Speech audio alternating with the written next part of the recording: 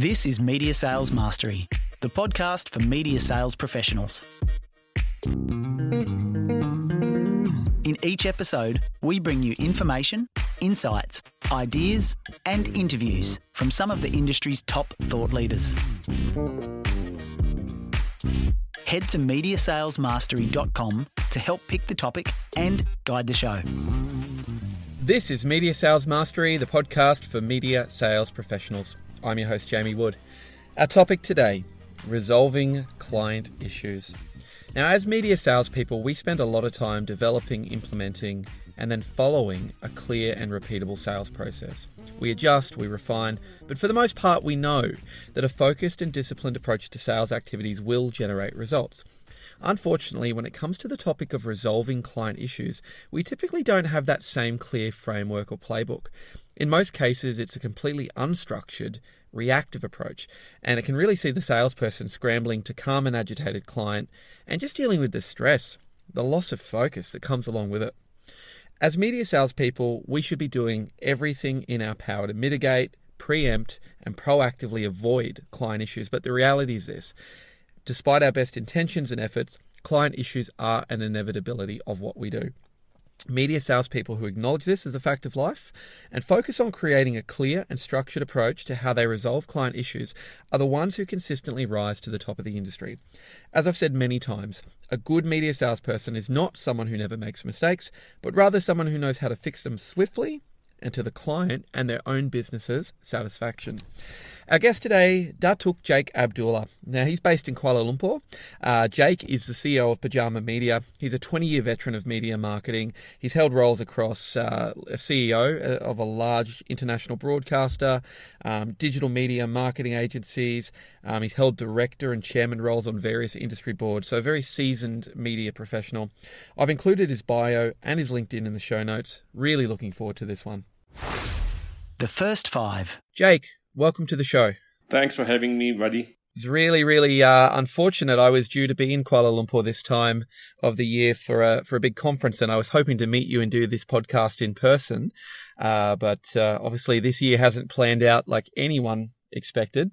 Tell us a bit about yourself, your experience in the media world, which is extensive, and what it is that I suppose, you've most recently been doing in the media space as well. If I have to start in the beginning, I think I come from my background was I was a club DJ, and it was really a funny way of getting into the radio industry at that period, because my daughter was born and I walked into an interview, and George Chapman, who was actually from Australia, who was consulting Astro at that time, and I walked in and in a pair of shorts, and he interviewed me, and he asked, and the question he asked me was, "You came in a pair of shorts. You think you're underdressed?" I said, "I thought this was radio," and I got the job. So that was the start of my career. But yeah, I didn't know what I was getting into, but somehow I was like a fish in water. I came up very fast through the ranks from a drive announcer to, helming the company 20 years later as CEO.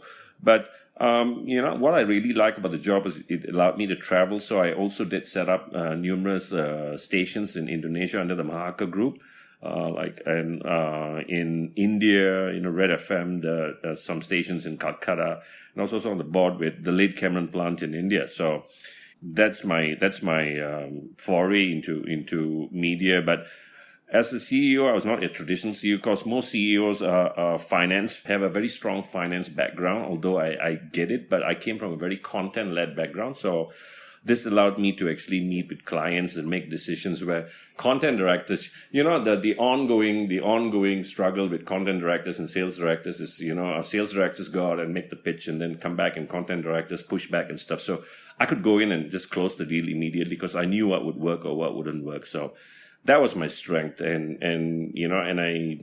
I like to reinvent myself. So I guess in 2008 and last year, 2019, I said, what else can I do? I've been in 23 years here. We've been number one for so long, and I want to try something else. So I got into fintech. didn't like it, and COVID came, wrong timing. So now I'm just heading a very small boutique agency called Pajama Media.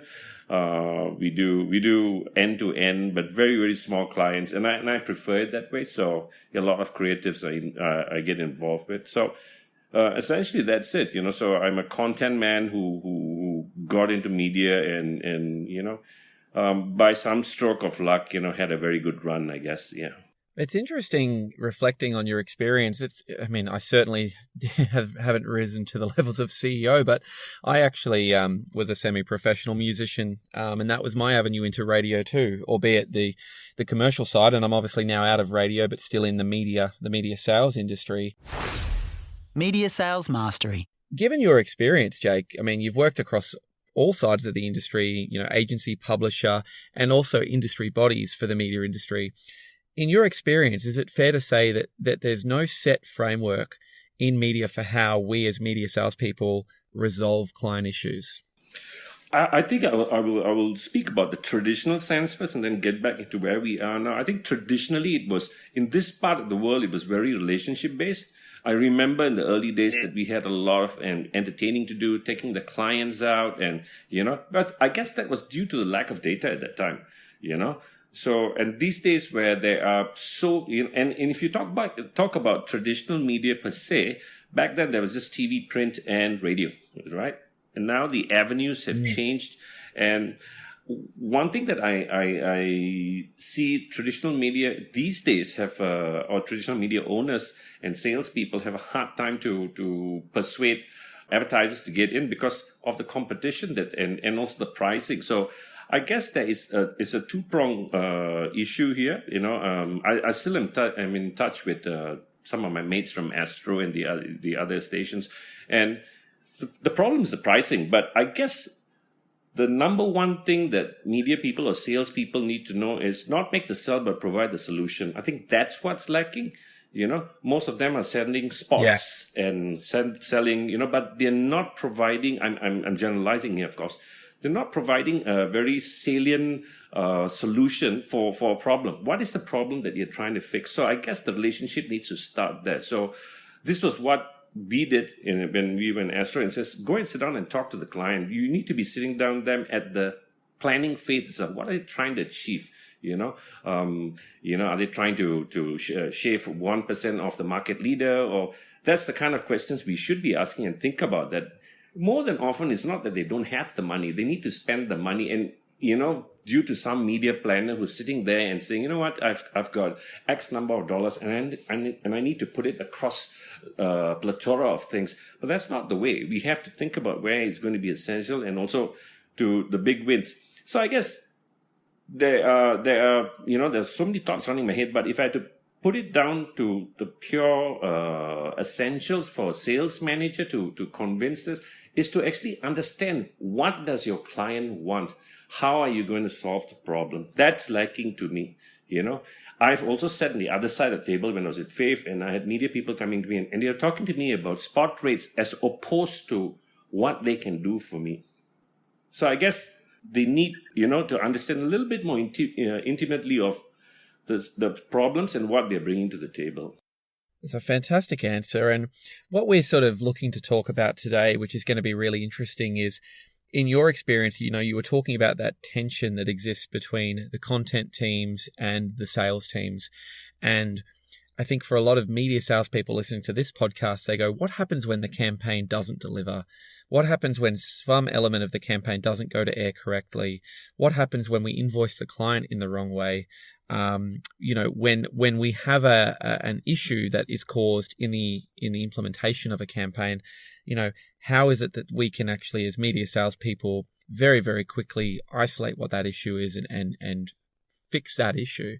In your 20 years in radio, you said your benefit was you could sit down as a content specialist with a business owner and be able to kind of fix those problems. But, for media salespeople selling across TV, out of home, digital, radio, when a client issue happens, What might be some of those issues that happen, Jake, in the implementation or the delivery of a campaign? What are some of the most common ones? Depending on the client, I will admittedly say this happened numerous times across my watch also, because there's some clients who, taglines that need to be changed on a daily basis, on a weekly basis, because it's tactical. And, and for some, most of these instances are human errors. And as a client, we have to understand, as a media owner, we also have to be very diligent in ensuring the start-stop dates are put. But it does happen. When this happens, I think that as a media owner or as a content director or as a CEO or as any C-level, you should be the first one to actually report to the client, says, hey, this happened, you know what I mean? These are the steps that we're taking to fix it. I apologize. But most of the time, usually from my side, what we tend to do is we tend to give some kind of compensation in the sense of free spots or stuff like that. But even then, if you keep doing the same thing to the client, it had happened to one of my clients. It was Wonder Coffee, and a couple of times the music director for one of the stations did it twice in a week, and that was unacceptable. So some form of disciplinary action had to be taken. But how do you go and apologize to this guy? Say, sorry, this guy's messed up, And the whole purpose of the daily tagline change was strategic, because they were out trying to shave market share from the nearest competition. So I guess we can put all the layers of security, but the critical thing is people need to understand that we are actually doing a service for our client. In other words, we have to be really vigilant, That is the key factor. The human error, from time to time, even planes crash, and I hope they don't, but, we have to be very, very vigilant in understanding that what we're trying to achieve. That's why I said, what are we trying to achieve for this client, So, and I sympathize with salespeople, because they are at the front end and they have to do all these apologies, and it's not going to happen again. And then it happens 3 days later. So, I actually sympathize. And usually in this case, when I was CEO, I will actually front and I will go and do the apology, and I'll say, it's not going to happen again. This is what we do, But other than that, I see very little that can be done, Yeah. And I think, it's very admirable the way that you would approach that, of getting on the front foot as that senior leader in the business and really owning up to it with the client. I think that you're absolutely correct. We can put checks and balances in place. We can put process in place, but we're dealing with people. There are going to be times where issues occur despite our best intentions and best efforts.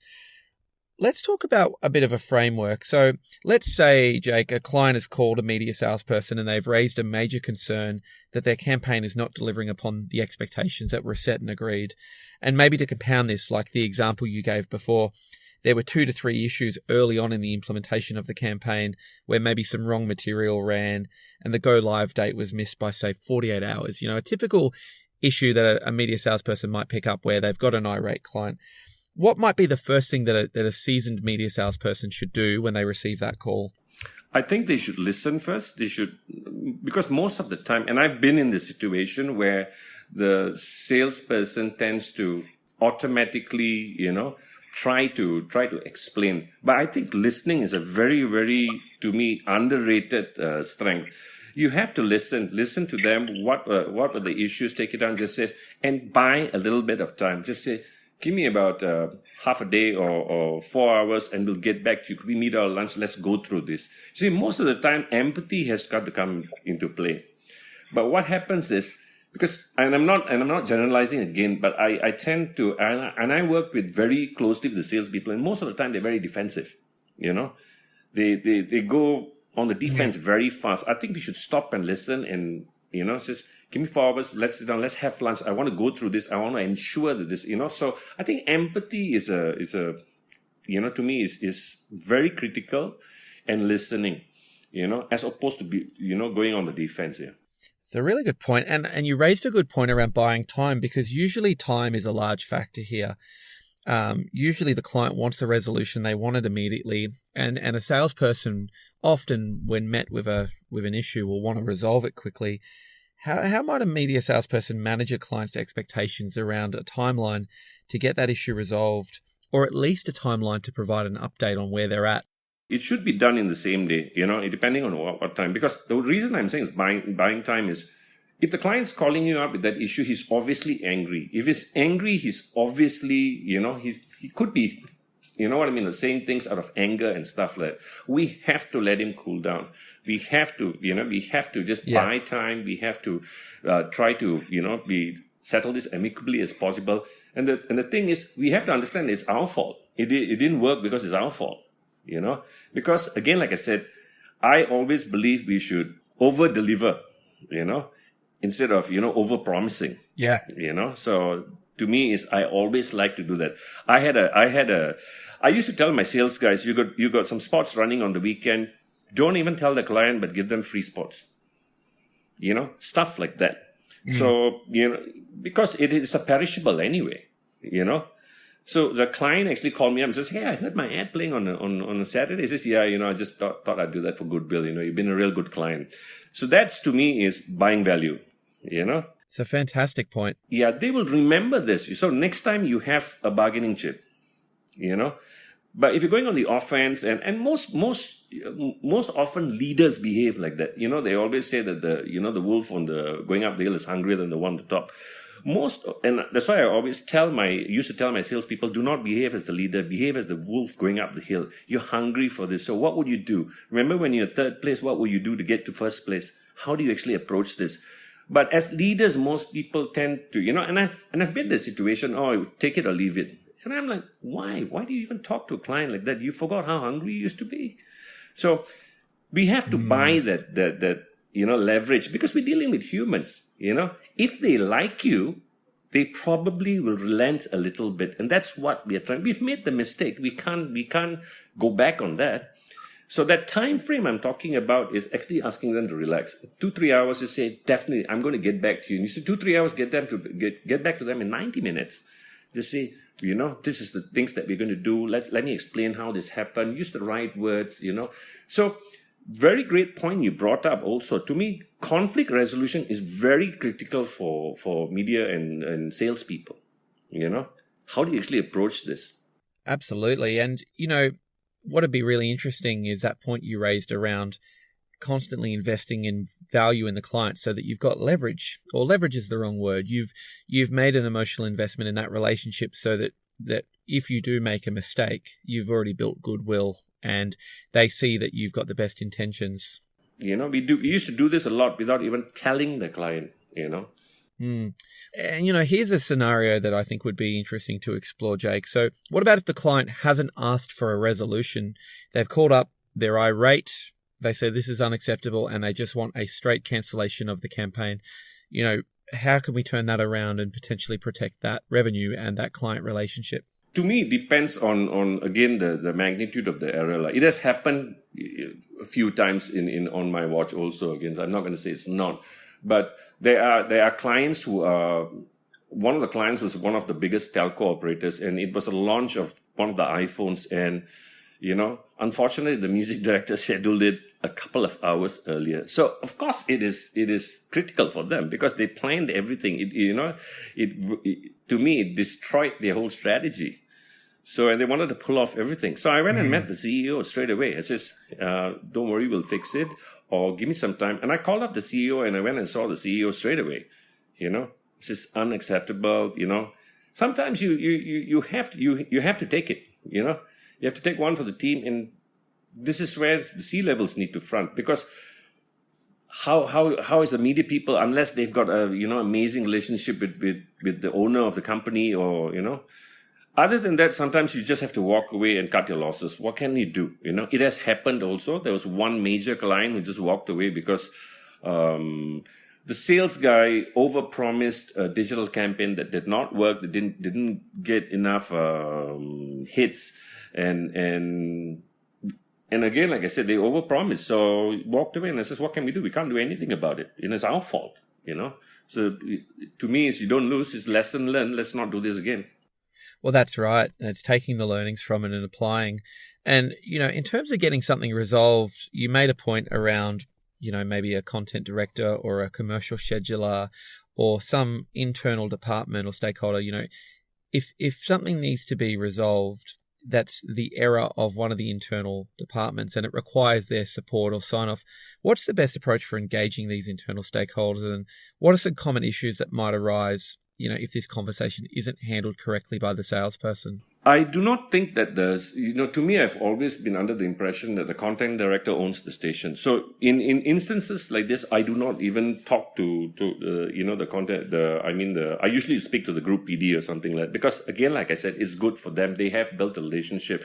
It's so daunting if somebody, the CEO comes, barks down there, you know what I mean? So usually I let the group PD or the PD handle it. But again, like I said, there's got to be some kind of KPIs built around this, So we've got compliance back in the day when I was in Astro, we had compliance KPIs. We've also had error KPIs, So the content directors were, when you work your KPIs, and which is embedded in your appraisals and your bonuses and stuff like that, usually you'd try to go for 0%. These guys knew that if they messed up, they messed up, This again, like I said, like I make a comparison. Like I told the morning guys when they were doing breakfast, I said, if you're in at 6:01, you're late. It's not negotiable. It's the same thing. If you make a mistake, it's a mistake. It should never happen. What about if the client issue is or the mistake is a result of an error on their behalf? So it's not our issue. It's actually the issue of the client. Maybe they've missed a deadline or they've done something to cause this issue. How would you recommend a media salesperson handle that conversation without it, like you said earlier, descending into an argument or the salesperson coming across as being defensive or argumentative? I think that very good question. And fantastic, because these are all real things that I've experienced. And yeah, I think most salespeople should ask the question first. What happened? I think we need empathy. To me, I've learned this in the last 7-8 years, and I think when we ask the question, we get better answer as opposed to going straight on the attack. Just what happened? And usually we tend to ask the question, and you get a better response, because we must understand this is going to be a repeat customer. This was not done intentionally. There was somebody down the line on his team that could have made a mistake. So I guess we could point it out. We could, say, how do we work with you to ensure that this doesn't happen again? Do you need a reminder? We can work things like that, because radio people and media people must understand that they are losing sort of the share of the pie. A lot of it's going to digital, a lot of it's going animated, a lot of it is going programmatic. And I'm sure agree with me on this, Jamie. And more of this money is going programmatic, right? So I guess the advantage we have is we are dealing with real human people, and we have the ability to negotiate. Again, that's very underrated, to negotiate, to be able to, how can we help you? We tend to sort of attack before even asking. I guess, like I said, coming back to what I said, understanding what happened, what it actually happened, that person could have had a bad day. You never know. I actually went through this. One of my staff's mother passed away, and she messed up the logs, and the content manager walked in and started shouting, and then she says, my mom passed away yesterday. And I said, oh God, you know what I mean? So again, we don't know what happened in that person's life. They are only human. You raise a really good point there, Jake, around relationships, around the ability to negotiate that human interaction, because giving amazing service and being solution focused is a non-negotiable. And you're right, there's so much more competition selling media right now. There's so many more platforms. There's so much more choice. There are absolutely programmatic options. For a media salesperson who is selling at the moment and is, their career is selling media, what do you think are going to be the most important skills, and what do you think are some of the biggest challenges that they might face in the next 5 to 10 years? I don't think that we can go so far as 5 years. I think it's like, I've got a problem with even the next 3 years. I think data is going to be very critical. Yeah. I think understanding data is a non-negotiable, I think, quality or value that we need to give to the client. Because these days they're asking what's ROI, what's my ROI on this, and data has become pivotal. So, back in the day, you can run an ad on radio, and because of the limitations of other media forms, potentially you'll get more hits and more people listening, and of course the repetition worked, So these days with digital media, you see stalking, you go to booking.com immediately, everywhere you open is some Bali that you wanted to go, and the chances of you actually purchasing it is about 35 to 40%. So that's very, very strong. So I think what needs to happen is traditional media, which they're already doing, needs to invest heavily in also spending some of their money into programmatic. That means assuming you are Apple and you want to advertise on Hits FM, you spend money on this. So the media planner in other words, the radio media owners need to have a media planner to be able to plan for them how they're actually going to use this money apart from on air, to be also buy into very good targeted digital propositions for the client. So right now what's happening is most of these media people, if they are radio, they are very radio focused. The TV, they're TV focused. So I guess Astro has already merged most of this. So, and they are investing very heavily for salespeople to understand digital platforms, digital stats, and all the jargon that goes around with it, because data is going to be pivotal. So to me, I think they're going to be spending less and wanting more. So there's two things we can do. We can sit and cry about it. Oh, back in the day we used to do this, back in the day we used to do this. Or we can say, what? We need to merge with some other media also. We need to be able to merge with out of homes, So radio stations should be, merging with out of homes. Forget about TV, I mean, terrestrial TV is over and done with. That's my opinion, because nobody watches TV anymore.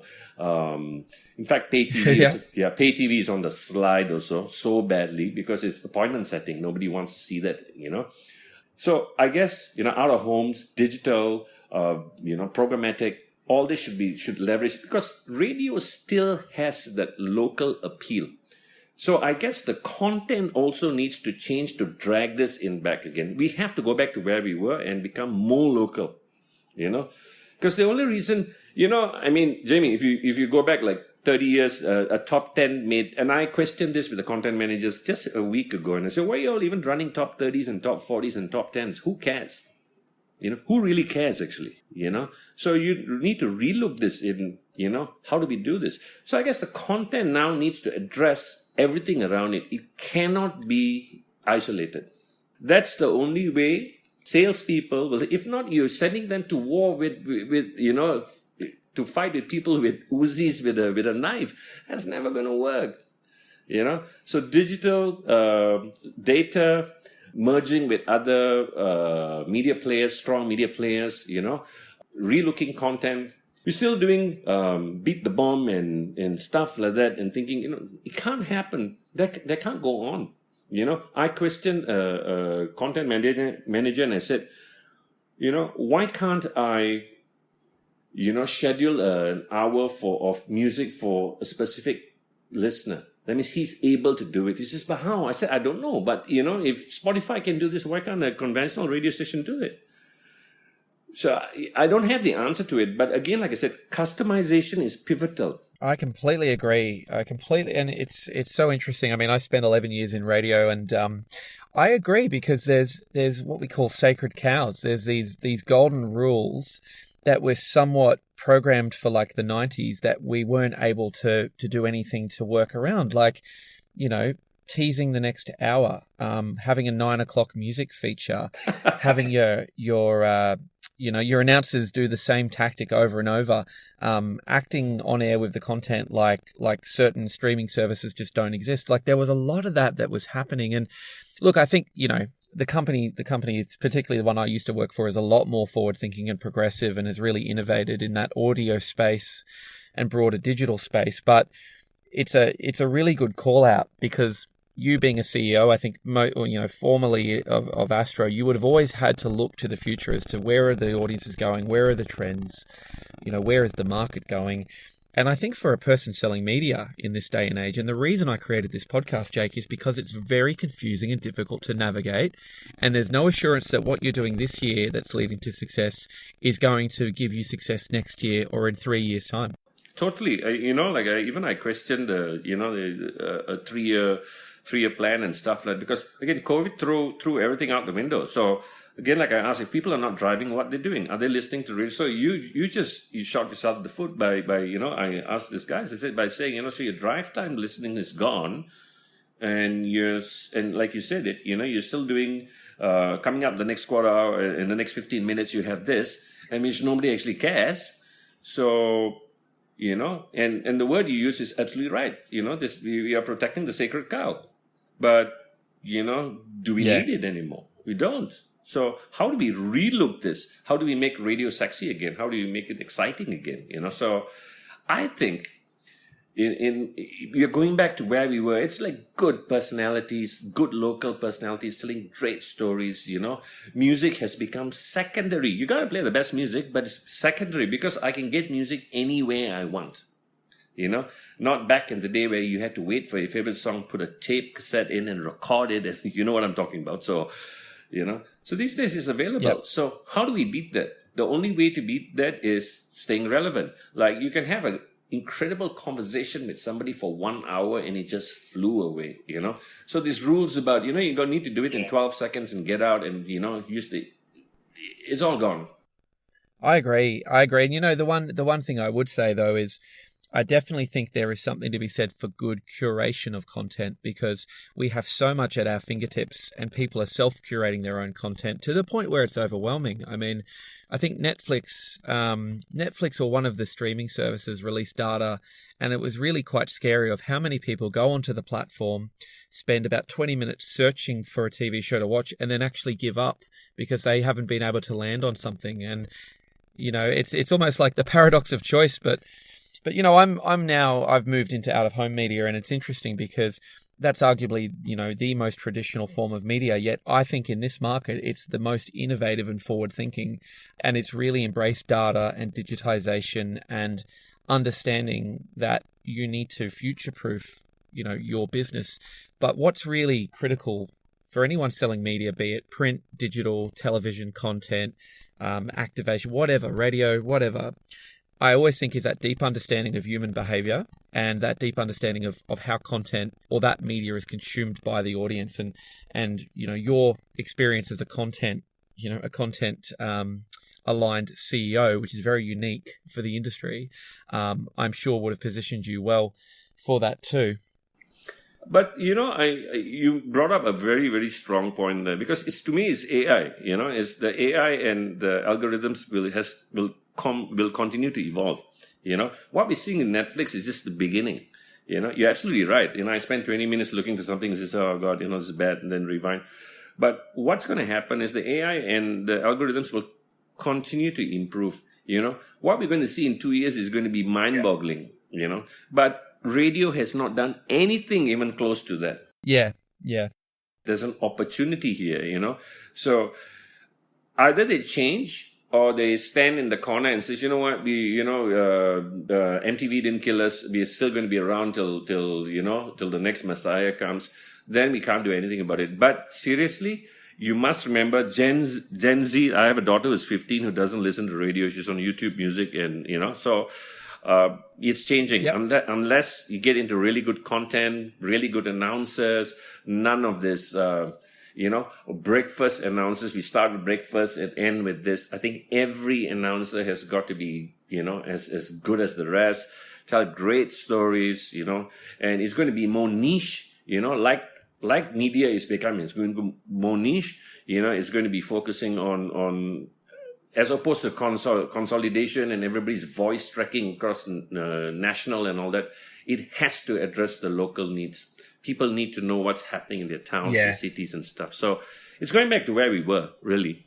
Yeah, it's a very good call out there. And I agree. One thing that's really interesting for the radio industry in particular is the amount of radio personalities that have now created podcasts that are very niche content around a passion of theirs. You know, they might do a podcast around movies or games or comic books or sport or comedy.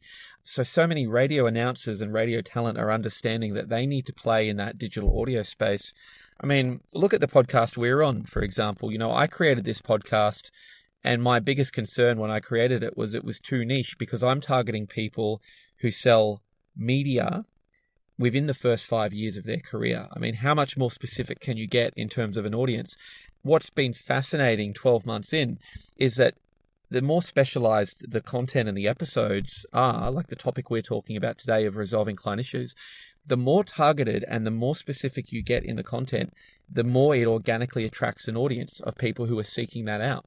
So it's been a phenomenal learning exercise for me doing this podcast for no other reason than going, there's actually an appetite for more niche content out there than people could even begin to comprehend. It's not about appealing to the masses anymore. I do agree with you. You know, I caught some of your podcasts and stuff that I do agree with you. It's quality, not quantity now. So people are willing to, you know, like the Joe Rogan podcast, you know what I mean? So it's the same. It's quality. It started off with that. Yeah. And, you know, and like when I was running a second company for Astro, we were doing, influencers and stuff that, so we almost worked with a Filipino company, and that I realized like the top YouTube channel in Philippines is by at that time an 8-year-old girl who was unboxing toys. Millions of views. Yeah. So again, like I said, you know, here we are discussing about clock rotations and, you know, how many times the A has got to play in an hour, the A1, A2. Let's break it down into this and that. But the mind of the list, you know what I mean? The listener or viewer is more simple than that. It's not complex. It's very simple. Are you attracted or you're not? And you just nailed it like that, you know. So again, like I said, are we generalizing or are we going into targets? In Indonesia, there's this podcast that speaks about ancient Indonesian, ghosts and ghouls, and it's the number one thing there. Yeah, wow. You know, all the taboo stuff, which is an opportunity for people to actually speak their mind, you know. I listen to David Goggins' podcast, and it's just fascinating when I'm driving, you know what I mean? It's just 1 hour of just listening to somebody talk. So it debunks the whole, you know what, DJs or announcers should speak for 12 seconds and get out on the intro. But the reason we ask him to do that is because they're not interesting, you know. Yeah. Well, and they're trying to appeal to the masses, and that's a great point. I mean, David Goggins has attracted a mass audience, but he's very specific in what he talks about. The other interesting call out there, though, is, you know, you talk about, you know, you've got a found hour now when you drive where you're consuming podcast content, and podcast advertising is absolutely, you know, a form of media that is saleable that probably people who listen to this podcast sell.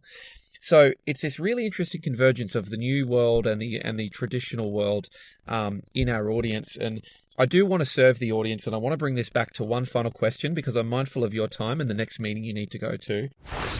I can't ask my sales manager that. The question that we got submitted from a listener, and Sarah actually knows, she knows of you. She follows you on LinkedIn. So she's based in Australia, but I think just through the content you've put out on LinkedIn and your profile in the industry, she did ask if she could submit this question. So I'm going to read it to you, and then I was hoping you might be able to problem solve and give some advice on, as a CEO, how you might coach this individual to rectify the issue. So she says, I have a client who's constantly booking late and missing their material deadlines.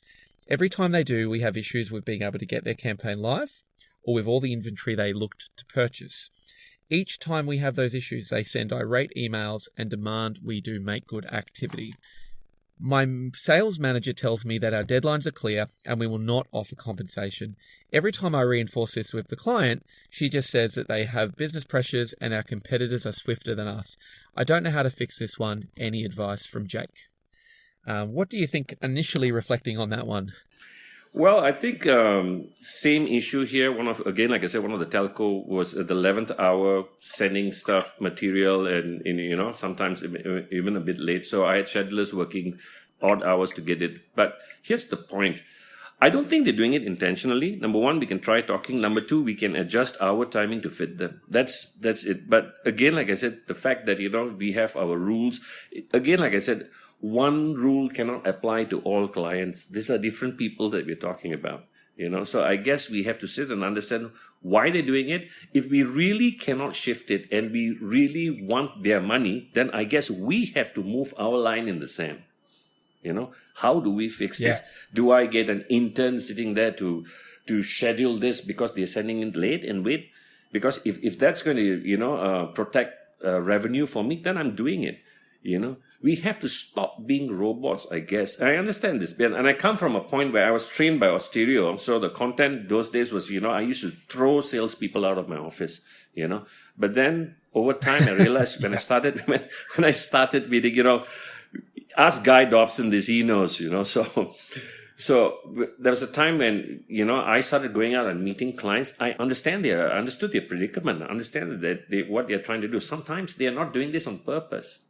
Yeah. It all depends on how important the revenue is to you, I don't think they're doing this on purpose just to unhinge you or irritate you, Sarah. So I guess what they're trying to do is, they also are probably monitoring their client and seeing, last strategic, decisions based on what they're doing. Some people do that, like here we have two telcos fighting on the 11th hour about what somebody puts on.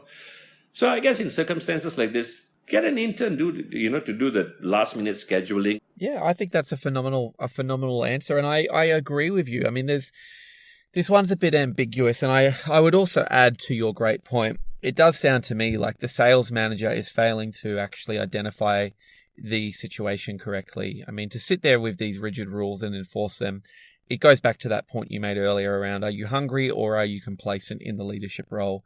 So look, that's my assessment. I don't know the manager in question. I'm sure they do a fine job, but I think that's what I would read from that is to go, look, it's about having a pragmatic conversation with the sales manager. If there's a true business need there, you need to find a way. Or you make a decision that you can't carry that revenue because it's putting too much undue pressure on everybody. But I don't think there's many sales managers or directors who are going to say no to revenue, particularly in this market. Jake, it's been great to talk to you. I mean, I've obviously been in the radio industry prior to this for a long time. So, know of the great legacy you've built at Astro and just what you genuinely have contributed to the media industry. I just want to always, at the end of these podcasts, just give the guest a chance to maybe impart one thought or one piece of wisdom to the listening audience, that are looking to forge a career in media sales. Is there anything that you think you could kind of leave us with as a bit of a parting thought from this episode? If I had to give one piece of advice, I think we need to be human first. That's one thing I learned, because we tend to put on our radio hat and we get lost in it. So when we put on our radio hat, our jargon changes. We speak radio terms. I had to unchange the way I speak to become human. So whenever I find myself speaking in terms like clocks and this and that, I realize that I'm speaking like a radio person. Only radio people understand. So I think be human, listen more than anything. I end with one very quick story that I learned from a very old man in East Malaysia when I went to do and pitch for something. So he told me the story. He said he was pitching for a project in Sarawak, which is in East Malaysia, and there's only one place that sold a particular kind of timber, and the owner was refusing to sell. So what this guy did was he actually did a bit of research on this owner, and he found out that this owner was actually like classic cars. So somehow he managed an interview an appointment to meet them, and he walked into the meeting and he just spoke about cars. I heard you really like cars and this and that and this for about half an hour, never spoke about anything else. Towards the end of the meeting, this guy said, "You came all the way. Did you come to speak about cars?" I said, "Yeah, actually, I'm having a small problem with this. I do not have supply for this timber." And the guy said, what kind of size do you need? And he gave him the specs, and he says, "We'll send it to you tomorrow." So I think that helped me a lot to understand that, look, you have to build the relationship first. Even in Sarah's situation, did the manager actually understand the situation? Did he, you know what I mean? So build relationships, do not sell spots, sell solutions. Because spots are just spots. Sell solutions to real problems. And that translates to any media you're selling. It translates to out of home. It translates to television and to digital media. Jake, it's interesting that you do mention too, the radio speak or the internal jargon. I think that's something that all media salespeople are guilty of. Is we all speak in our own internal secret language and acronyms, and we fail to just speak from the perspective of the people that we're actually trying to engage, the audience. Because at the end of the day, no matter what our medium, what we're trying to do is engage an audience and influence behavior or attitude to help a client, increase their brand perception or to sell product or to create some sort of change. So I love what you said there about bring it back to that human experience and speak in simple human terms. Phenomenal insight there. Thanks, Jamie. Thank you. Just my experience. I mean, all this experience come with years and years of actually messing up. So yeah. Yeah. Well, look, I'm going to put a link to your LinkedIn in the show notes of this episode, and I'd encourage everybody in the audience to follow Jake on LinkedIn. I know that you're a passionate contributor to the industry and you share some really insightful content. So I just want to thank you once again for making the time. It was difficult to coordinate Kuala Lumpur and Brisbane, but in lieu of me being over there to interview you in person, I appreciate you working around, and I want to thank you on behalf of the audience and myself for making the time to be with us here today. Thanks, Jamie. Thanks for having me, and we'll definitely cross paths soon. Okay, thank you. You've been listening to Media Sales Mastery, the podcast for media sales professionals. Head to MediaSalesMastery.com to help pick the topic, guide the show, and don't forget to subscribe to receive new episodes each week.